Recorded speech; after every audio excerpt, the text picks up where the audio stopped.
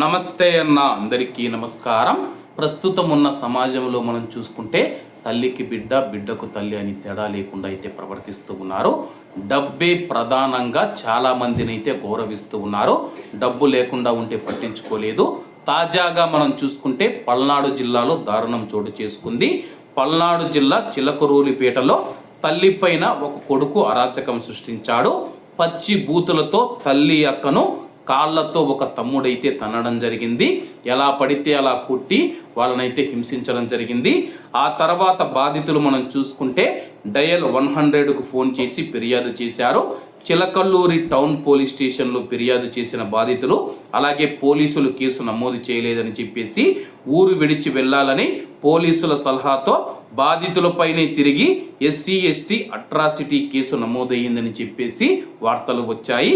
ప్రాణభయంతో బాధితులు మనం చూసుకుంటే ఊరు వదిలి వెళ్ళిపోయారు. చిలకలూరిపేట ఎమ్మెల్యే ప్రత్తిపాటి పుల్లారావు పేరుతో తన కొడుకు తనను బెదిరించాడని చెప్పేసి కొడుకు దాడి చేసిన వీడియోలు వాట్సాప్లో పంపిన ఎమ్మెల్యే ప్రత్తిపాటి పుల్లారావు గారు స్పందించలేదని చెప్పేసి ఆ యొక్క తల్లి ఆరోపిస్తూ ఉంది.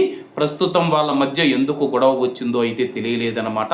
వీడియోలో మాత్రం స్పష్టంగా కనపడుతూ ఉంది.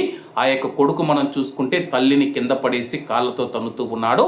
ఆమె కొట్టద్దు అని వేడుకుంటూ ఉన్నా సరే కానీ ఏమాత్రం కనికరించని కొడుకు మనం చూసుకుంటే కాళ్ళతో తన్ని పచ్చి బూతులైతే తల్లిని అలాగే అక్కను ఎటువంటి మాటలు అనకూడదో చాలా వరకు మనం చూసుకుంటే అసభ్యకరమైన పదజాలం వాడి వాళ్ళనైతే పచ్చి బూతులు తిట్టడం జరిగింది.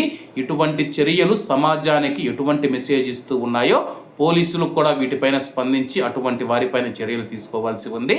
కాబట్టి అందరూ బాగుండాలి, అందులో మనం ఉండాలి. అందరికీ నమస్తే అన్న, జై హింద్.